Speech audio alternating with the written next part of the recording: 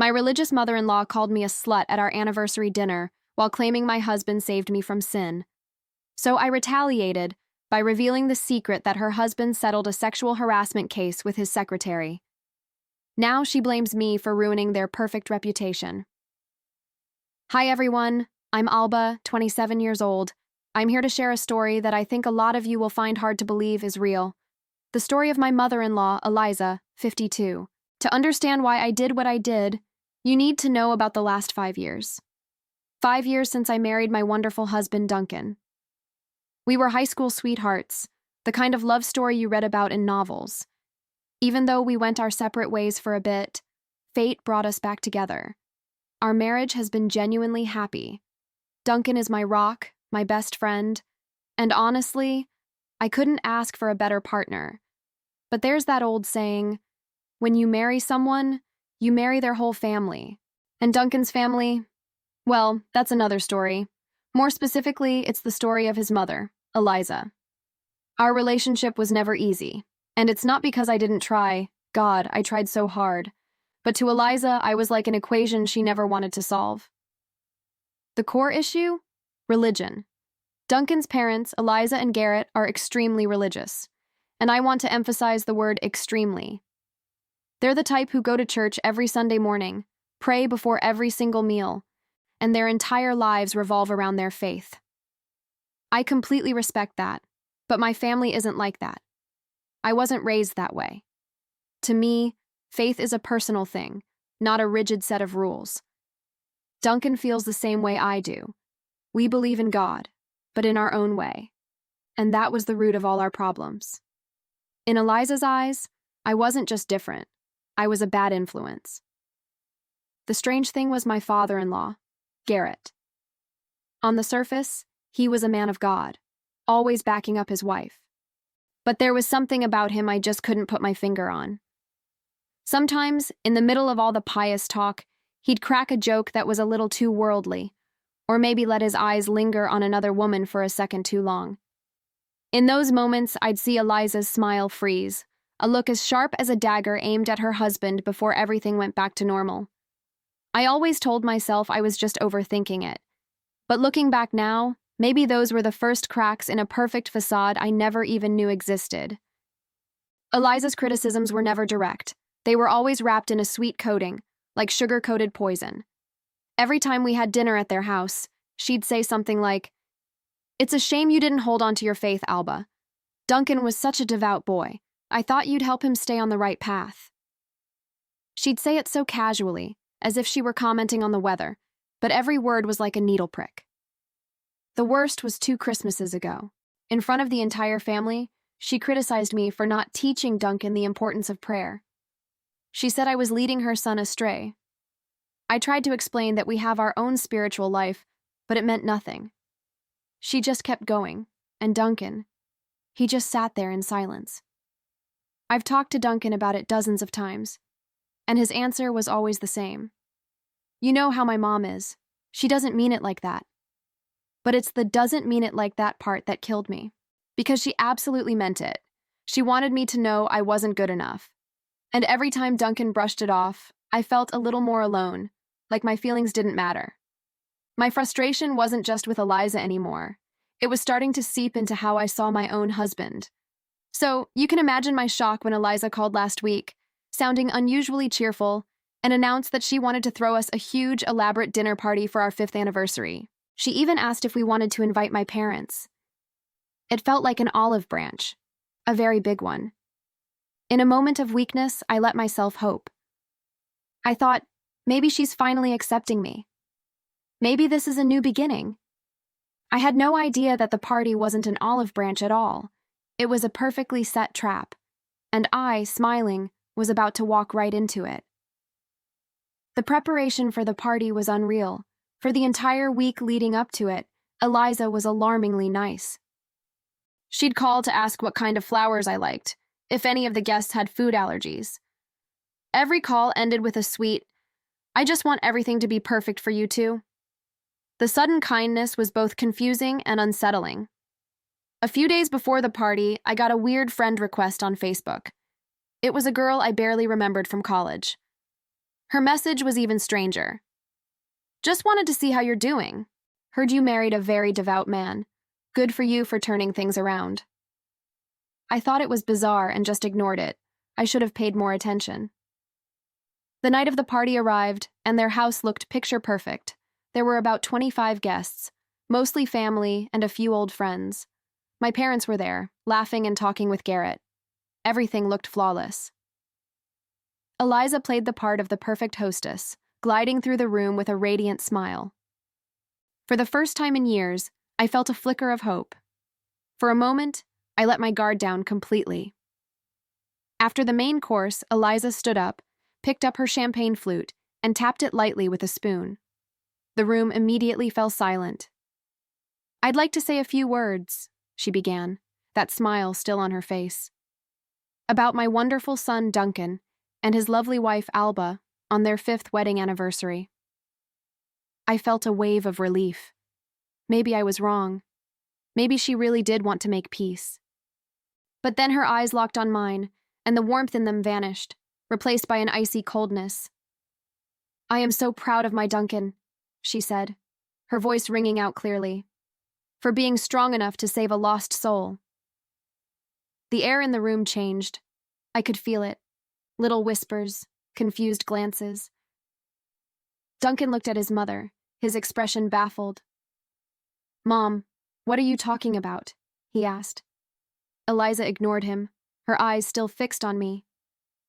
"I'm so glad my son found you, Alba, and brought you out of the darkness of your past. Brought you away from the influence of the devil during your college years." My blood ran cold. I remembered the Facebook message. This wasn't a coincidence. This was an ambush. She told the entire room. "I recently happened to run into an old acquaintance of Alba's from her university days." She paused for dramatic effect. "This person told me all about how Alba had been possessed by the sins of lust and gluttony." Lust and gluttony. The words hung in the air like a death sentence. My face was on fire. I could feel everyone's eyes on me, my own parents' eyes. I wanted to disappear. Duncan shot to his feet, his chair scraping loudly against the floor.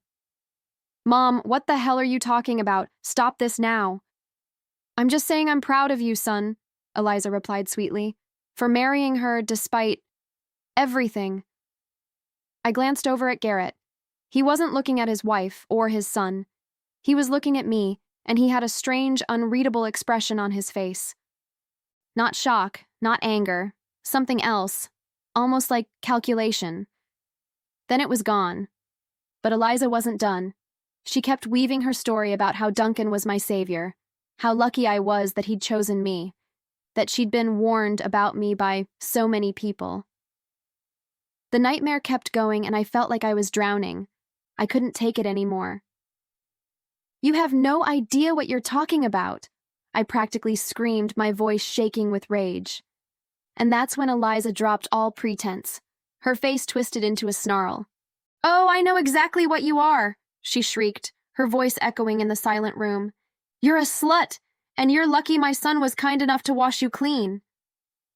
The room went dead silent. I could hear my own heart pounding in my ears. And then, something inside me broke. 5 years of humiliation, 5 years of trying in vain. It all compressed into a single point, and then exploded. It wasn't planned. It wasn't thought out. The words just came out, cold and clear. "You want to talk about sin, Eliza?" My voice was frighteningly steady. At least my sins were consensual, unlike your husband's. You could have heard a pin drop. A collective gasp went through the room.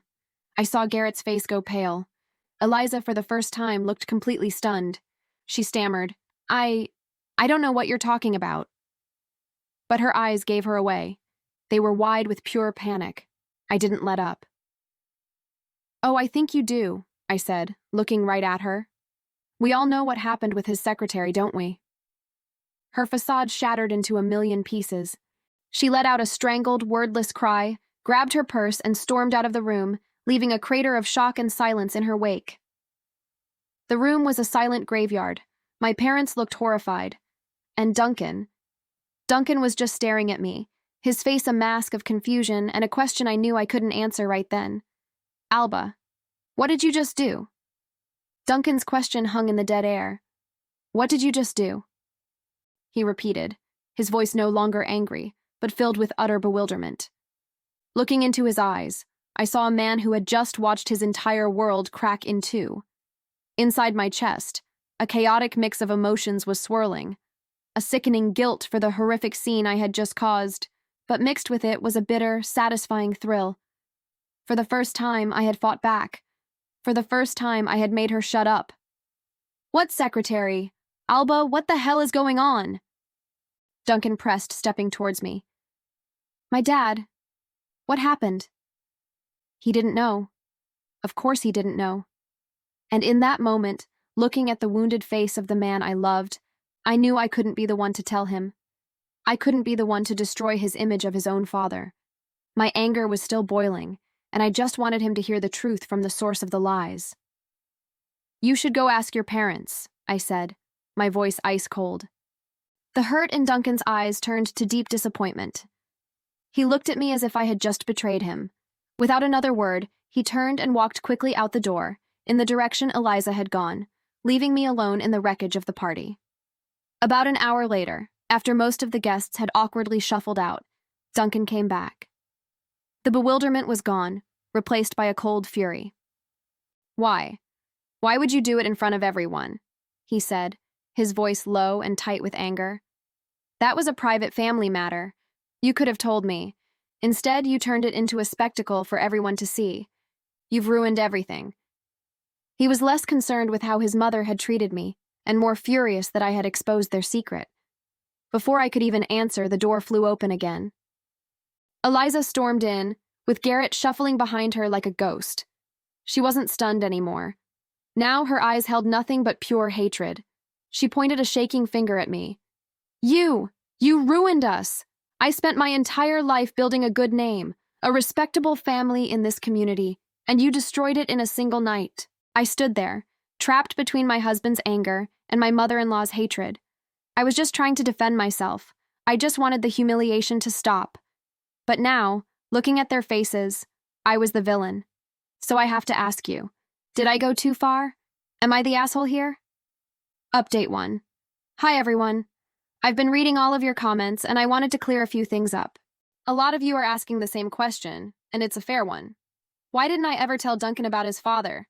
And honestly, there's no simple answer. It's because I had no idea how to bring it up. I mean, how do you even start that conversation? Hey honey, can you pass the salt? Oh, and by the way, the man you've looked up to your entire life, your hero, had to pay off his secretary to cover up a sexual harassment charge. It's not exactly casual dinner conversation. Let's be honest, it wasn't something I ever planned to tell him. Duncan has always adored his dad, the way most sons do, and I didn't want to be the one to shatter that image for him. I only found out about the situation a few months ago myself, after talking with a mutual acquaintance, so I hadn't even had enough time to fully process the shock, let alone figure out how to drop a bomb like that on my husband. It took me a while to wrap my head around it, and I couldn't find a way to bring it up that wouldn't completely destroy his perception of his father. I didn't want to be the one to cast that shadow, so I kept quiet. Now, do I recognize that bringing it up at our anniversary dinner in front of everyone was the worst possible way to do it? Absolutely, I own that. It was messy and destructive. But when Eliza was standing there, tearing me apart, calling me a slut, and fabricating a story about my past in front of my own parents, I just snapped. She was humiliating me, trying to destroy my marriage and my character, all while conveniently ignoring the fact that her own husband had a past 1,000 times darker. In that moment, it felt like the only weapon I had to make the assault stop. I don't think I could have just sat there and taken it. The drive home was the longest of my life. The car was completely silent. Neither of us said a word. The only sound was the hum of the tires on the road, and it felt like the air was so thick with unspoken words that I could barely breathe. I was just replaying the entire disaster in my head, feeling this horrible mix of guilt and anger.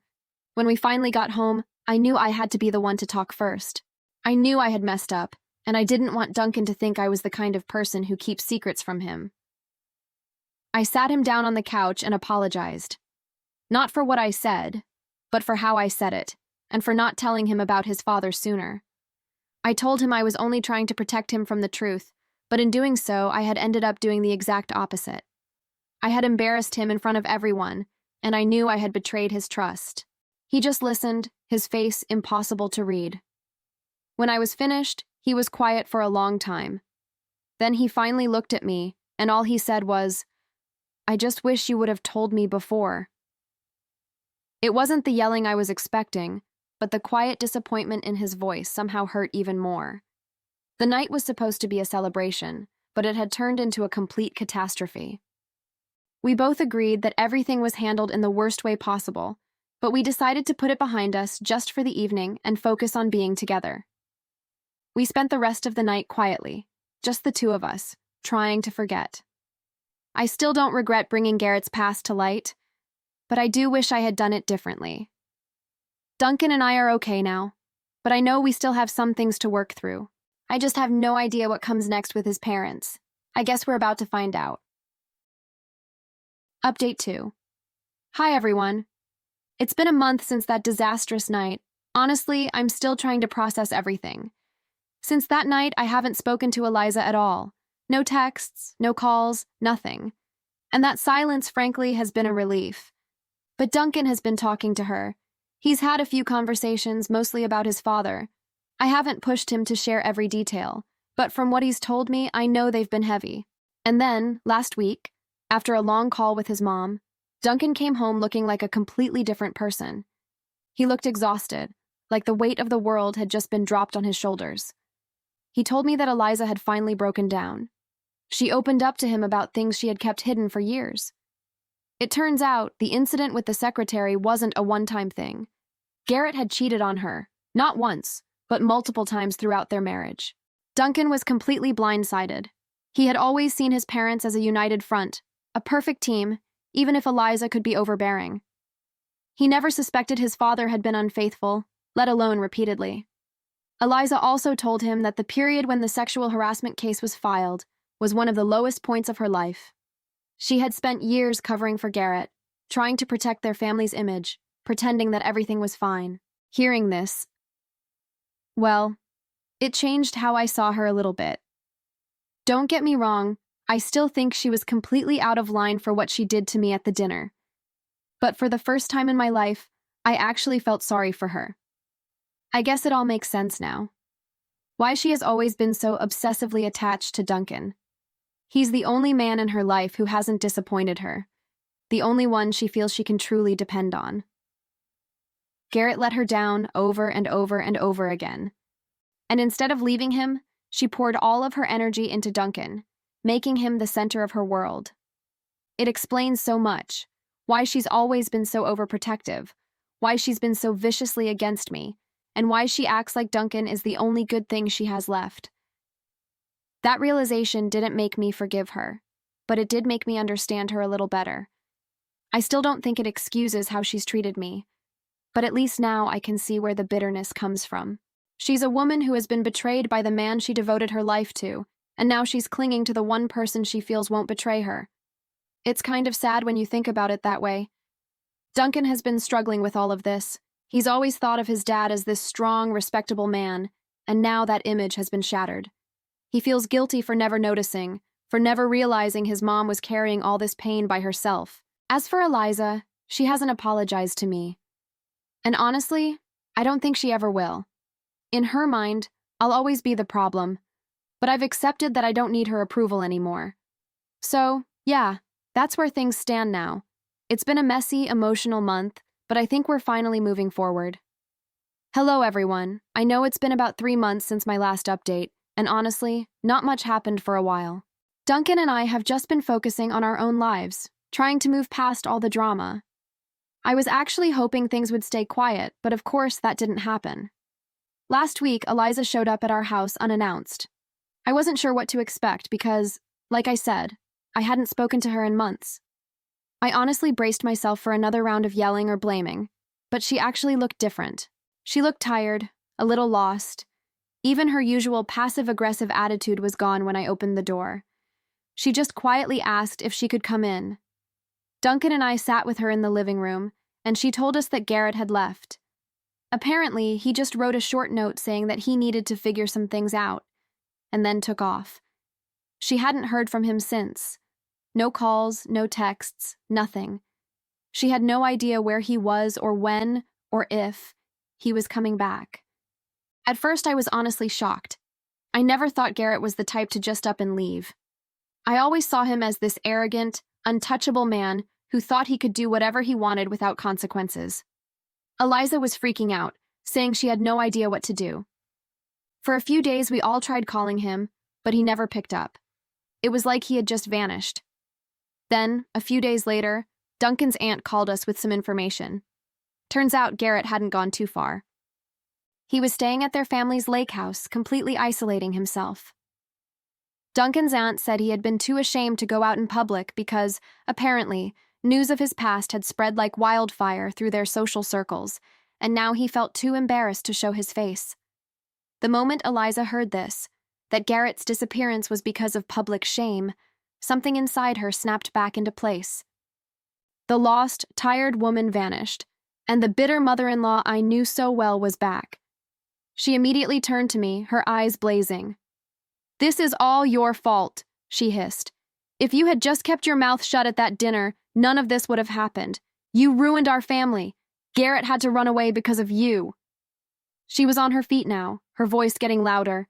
"Because of you, I can't even show my face in church anymore. Because of you, people I've known for decades whisper when I walk by. My friends don't invite me to their gatherings like they used to. You humiliated us in front of the entire community, and now I'm the one who has to suffer for it." But before I could even say a word, Duncan stood up. "No," he said. His voice was quiet, but it cut through her rant like a knife. "We're not doing this. Not anymore." He stepped between me and his mother, and I have never been prouder of him in my entire life. He looked her straight in the eye. "This isn't Alba's fault," he said, his voice firm as a rock. "This is Dad's fault. Dad is the one who cheated. Dad is the one who harassed his secretary. Dad is the one who made his own choices. And now, instead of facing the consequences, he's running away like a coward. You need to stop looking for someone else to blame and start holding the real culprit accountable." He wasn't done. "And let's be very clear about one more thing, Mom. You started this. You were the one who stood up at that dinner and attacked my wife in front of everyone just to tear her down. If you had just treated her with a single ounce of respect, none of this would have ever happened in the first place." Eliza was stunned. I don't think she expected it. Usually she can manipulate him into seeing her side, but not this time. He wasn't letting her twist the situation. She just stood there, her mouth opening and closing, but no words came out. Then, without another word, she grabbed her purse, turned, and walked out the door. And that's where things stand right now. Duncan and I haven't heard from Eliza or Garrett since then. We do not know if Garrett is still at the lake house or if he is planning to come back home. We do not know if Eliza is finally starting to realize that her husband isn't the man she pretends he is. And honestly, I don't really care. So yeah, that's the latest update. Thanks for listening to my story, and thanks for all the support you guys have given me through this whole mess.